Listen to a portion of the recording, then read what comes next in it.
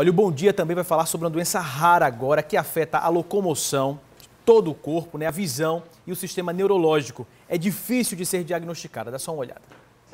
Uma vida que começa cheia de problemas de saúde, muitos especialistas consultados e nenhum diagnóstico, até que finalmente um geneticista dá a sentença. Olha, vai para casa que teu filho tem mucopolissacaridose, talvez chegue lá e ele nem esteja vivo. Viva o agora, ele disse assim, vai para casa. Não sei nem como eu cheguei em casa, porque esqueci até do carro, a gente foi caminhando, atravessando rua sem olhar para o lado, foi um desespero. Porque foi só notícia ruim. Teu filho, ele vai ficar cego, vai ficar surdo, vai deixar de falar, vai deixar de caminhar, vai ter que usar um tubo para respirar. É um luto. É assim, você tem o primeiro filho e todo o amor e toda expectativa, um bebê lindo, imenso, porque as crianças com MPS, elas nascem enormes, sabe? Aquele bebezão que enche o braço.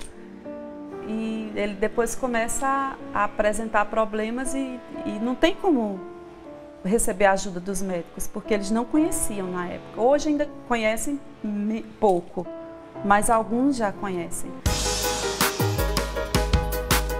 Mucopolissacaridose, MPS. A doença é causada por uma deficiência nos lisossomos. A estrutura que fica dentro das células tem mais de 300 enzimas. Quem tem MPS não produz algumas delas. É uma das doenças genéticas bastante complexas, onde ocorre um erro no metabolismo enzimático e acarretando vários distúrbios em vários sistemas. Ósseo, ocular, fígado, músculos. É uma doença que foi descrita já no século XVIII e depois foram surgindo outras subdivisões. Hoje nós temos em torno de 13 tipos de mucopolissacaridose. No Brasil, há poucos levantamentos sobre MPS. Em Portugal, por exemplo, o tipo 4 da doença aparece uma vez a cada 450 mil habitantes. Mas aqui na Paraíba a incidência surpreende. Um caso para cada 74 mil pessoas. Em algumas cidades pequenas das micro-regiões do Cariri, o índice dispara. Serra Branca tem um paciente com MPS para cada 1.340 habitantes. E no município do Congo, a doença atinge uma a cada 477 pessoas. A questão do casamento consanguíneo vem contribuir para aumentar, em determinados pontos do estado, aumentar a incidência de doenças recessivas. Em 2011, uma pesquisa mundial de um laboratório americano trouxe uma esperança para quem sofria da MPS4. Eles testavam as infusões de ecosulfase alfa, a enzima que falta para quem tem essa variedade da doença. Até então, esses pacientes estavam fadados a ter sua sobrevida diminuída, porque não havia tratamento, que consiste em repor a enzima a qual eles nasceram deficientes. Quanto mais precoce for o diagnóstico, melhores são os resultados, o que é mais ou menos lógico, que você nasceu faltando uma enzima no seu corpo. Você a repõe precocemente, o seu organismo vai se desenvolver de uma maneira diferenciada. Esses pacientes dormem muito melhor, roncam menos, tem aquelas paradas de respirar durante a noite que diminui de forma acentuada e eles conseguem se locomover, andar melhor, maior número de passos. Então, a agilidade das articulações. André, de 19 anos, participou da pesquisa e começou com as infusões quando tinha 15. Comecei a cansar menos, andar mais, até cresci um pouco. Eu andava do quarto da minha mãe pro meu, já morrendo. Estava ofegante, todo suado. Depois, em menos de um ano, eu já consegui ir até a cozinha, beber água e voltar. Antes de eu sair de casa sem a cadeira é impossível. Agora eu já não uso a cadeira para todos os lugares. Eu tinha uma dor no joelho crônica desde que eu nasci, sem parar. Tinha vezes que era um pouco maior, outras vezes que era, mas nunca parava. Depois do tratamento, não tive mais. Ele é o segundo filho de Gláucia. O primeiro também tinha MPS, mas não teve tempo de usar a enzima. André nasceu em 1997. Quando André nasceu, estava com 1 ano, o Mateus parou de andar. Parou completamente de andar, ele só ficava em pé. Depois ele parou de ficar em pé, aí ele engatinhava e ficava sentado. Depois ele parou de ficar sentado, já no finzinho. E em fevereiro de 1999 ele faleceu por insuficiência respiratória. Atualmente, o setor de genética médica do Hospital Universitário de Campina Grande realiza infusões com essa enzima em 19 pacientes de toda a Paraíba e também de outros estados. Isso é esperança, é possibilidade de a gente ter uma vida normal, uma família normal, com filhos. É a alegria de ser mãe, de ser pai, de ser filho. É a possibilidade de ocupar um lugar na vida, na sociedade. Só que para que esse medicamento melhorasse a vida dos pacientes, ele tinha que ser aprovado pelo Conselho Nacional de Ética em Pesquisa, lá em 2011. E essa permissão já tinha sido negada. A virada dessa história só acontece com muito esforço e uma interferência desse garoto aí. O nome dele é Patrick. A história a gente conta na próxima reportagem. Agora a gente vai conferir a segunda parte da reportagem sobre a mucopolissacaridose e conhecer também Patrick Dornelas. É um jovem que vem lutando para conseguir tratamento para ele e para muitos paraibanos que sofrem com doenças raras. Todo dia é assim. Jaqueline e Patrick saem de casa cedo. Como sempre, atrasados, né? Agora aqui, prédio sem elevador tem que ser no braço, né? Tem que ser no braço. Mas é legal que eu vou recebendo uns carinhos, uns beijinhos dele. Isso é todo dia, viu? Ele estuda geografia na UEPB, em Campina Grande. E tem mais, a presença de Patrick aqui na Universidade Estadual da Paraíba criou um outro efeito, colateral. É só perguntar para todo mundo que frequenta a universidade.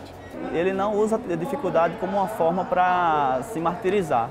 Ele é uma pessoa que sempre está animado, que estimula as outras pessoas, que sempre conversa com todo mundo e, além disso, é uma pessoa muito inteligente e muito capacitada. Patrick estimula pessoas desde pequeno. Uma delas foi o próprio pai. Everton tentava ser forte, mas descobrir que o filho tinha uma doença rara que podia matá-lo a qualquer momento foi muito para ele. Chorar escondido tinha virado um hábito, até que Patrick presenciou a cena pela primeira vez.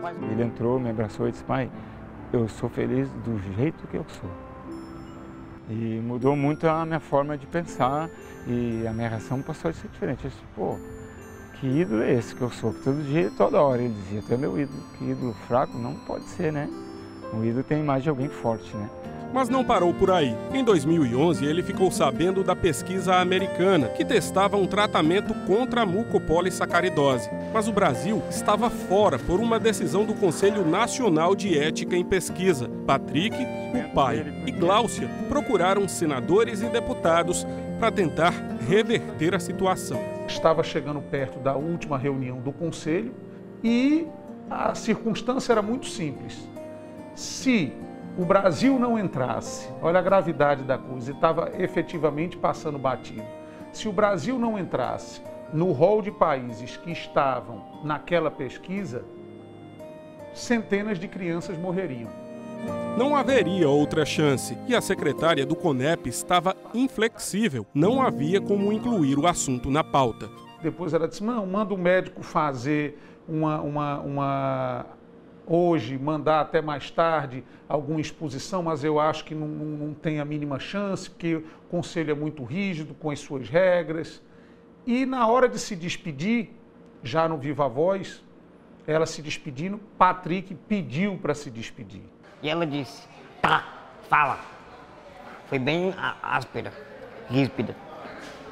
E eu disse: tia, por favor, nos ajude. Eu não quero mais sofrer, não quero mais perder meus amigos. Porque desde pequenininho eu brincava com um amigo que tinha doença.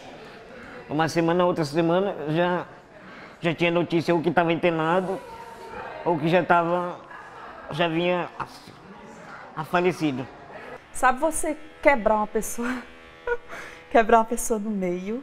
Foi o que aconteceu. Ela mudou o tom de voz, ela desmoronou, ela desabou. Ela falou, meu amor, vai dar tudo certo. A tia vai fazer o que eu puder e eu não puder, mas vai dar certo.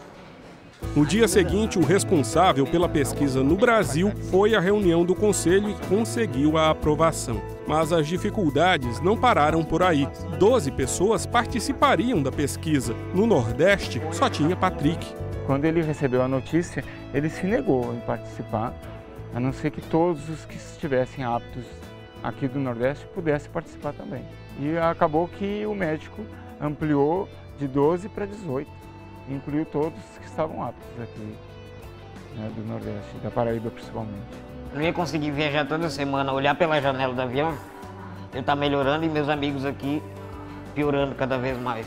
Como é que o médico quer começar a selecionar os pacientes do Rio Grande do Sul, Rio de Janeiro, São Paulo, e deixar a Paraíba de fora? Foi ela que conseguiu. E teve mais. O tratamento, que só seria feito no Rio Grande do Sul, veio também para Paraíba. 4 vagas em Campina Grande. Outra vez, uma atitude surpreendente.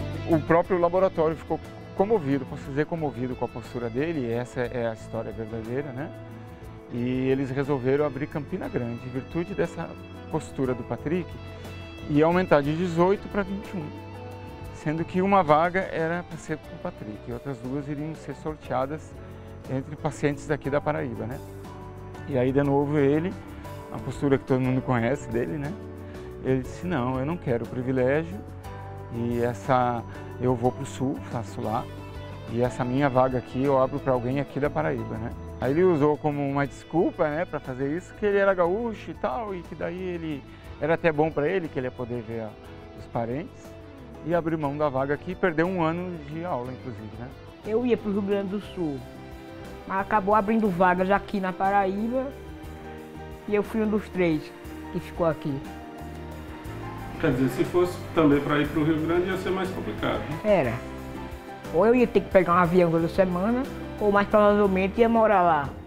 A pesquisa terminou em 2014. Hoje a enzima é usada por dezenas de pacientes aqui na Paraíba e centenas em todo o Brasil. Isso, em termos de qualidade de vida e de sobrevida, é fundamental. Se esses pacientes que estão aqui não estivessem fazendo o tratamento com essa enzima, o que teria acontecido? Infelizmente, muitos deles já não estariam entre nós. O que não mudou foi o custo do tratamento. Por ano, cada paciente custa cerca de 2 milhões de reais. Eles têm que procurar a justiça para que o governo assuma a despesa. Só que uma ação dos estados está sendo julgada no Supremo Tribunal Federal. Eles não querem ser obrigados a pagar pelos remédios para pessoas com doenças raras. Até agora, o placar está 2-2. A campanha STF Minha Vida Não Tem Preço é um jeito de chamar a atenção para a importância dessa decisão. Uma luta árdua, mas que a gente vai conseguir, se Deus quiser. Tem um abaixo-assinado virtual, change.org/Minha Vida Não Tem Preço, se puder botar aí embaixo. Que a gente precisa que a sociedade entre, mostre que é contra, que passe por cima dos nossos direitos. A gente já tem esse direito, desde que a Constituição nasceu. Saúde é um dever do Estado. E a gente está sendo julgado no Supremo sobre a possibilidade de não ter mais o direito de receber uma medicação órfã se ela não for registrada na Anvisa. Em alguns casos mesmo que seja, desde que eles julguem que não é necessário. Agora me diz como é que um juiz vai julgar isso. O ativismo de Patrick faz com que ele participe de muitos eventos em todo o país. Em Brasília, por exemplo, ele conseguiu assinaturas de parlamentares e ministros para a campanha Eu Quero um SARA na Paraíba, que quer uma unidade do hospital especializado em neuroreabilitação aqui no estado. Já há 2 terrenos disponíveis em Campina Grande e João Pessoa. Enquanto isso não acontece, ele continua com os olhos no horizonte e esperando muita coisa do futuro. Eu quero estudar, eu quero começar o curso de Direito me formar e para ajudar ainda mais as pessoas. Eu quero ver a pesquisa de MPS sendo iniciada, concluída, a gente ter a cura não só da MPS, mas de outras doenças também, que cada um faça a sua parte, que a gente só consegue mudar o mundo, cada um plantando sua sementinha.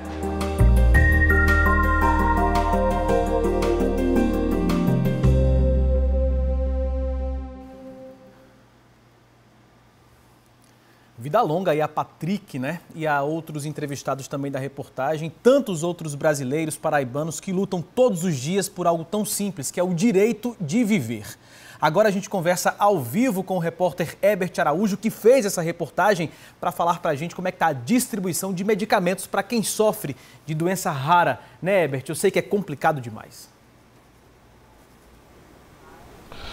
Olha só, Juliano, como a gente viu aí na reportagem, essa medicação ela é fundamental para a qualidade de vida e para a sobrevivência de quem tem MPS. A gente viu que o pessoal faz esse tratamento em Campina Grande e a gente está aqui ao lado de Glaucia Ribeiro, que é da AFAG, da associação que representa as pessoas com doenças raras. Glaucia, a gente tem esse centro de tratamento em Campina Grande, mas houve um desabastecimento recente. Bom dia. Bom dia a todos. Sim, houve um desabastecimento e ainda está havendo. Na verdade, esse desabastecimento é no Brasil inteiro. Ontem à noite começaram a chegar medicação para os pacientes, principalmente de MPS 4, para 4 infusões, ou seja, 4 semanas de tratamento. Depois disso, a gente vai aguardar mais uma vez a compra, a importação por parte do governo federal, para que eles possam continuar recebendo medicação. O pessoal com MPS 6, na verdade, não houve compra. Houve um remanejamento de 2 óbitos que nós tivemos. Então, a medicação que ficou lá para o Ministério da Saúde recolher, o próprio Centro de Referência de Doenças Raras de Campina Grande solicitou o remanejamento e com isso, eles vão ter aí em torno de 5 semanas de tratamento. Esse desabastecimento ele ocorre porque ainda não existe uma segurança jurídica com relação a isso. O Supremo Tribunal Federal ainda não retomou esse julgamento para definir se o governo é ou não obrigado a fornecer. Exatamente. Nós sabemos que o governo é obrigado a fornecer porque é constitucional o direito à vida e à saúde, é dever do Estado, direito de todos, independente de ter uma doença rara, crônica ou não. Então, há a lei. Agora, o Supremo está julgando a obrigatoriedade da União ou do Estado fazer essa compra ou não. Enquanto não se julga isso, a gente vive nessa instabilidade. Outro problema sério em relação ao que causa instabilidade é o fato da medicação não estar na lista do SUS. São medicações aprovadas pela Anvisa, ou seja, ela é comprovadamente eficaz para a doença, mas o governo não entende isso como uma obrigatoriedade. Ok, Glaucia, muito obrigado. Voltamos com você, Juliano. Obrigado, Herbert, pelas informações, viu?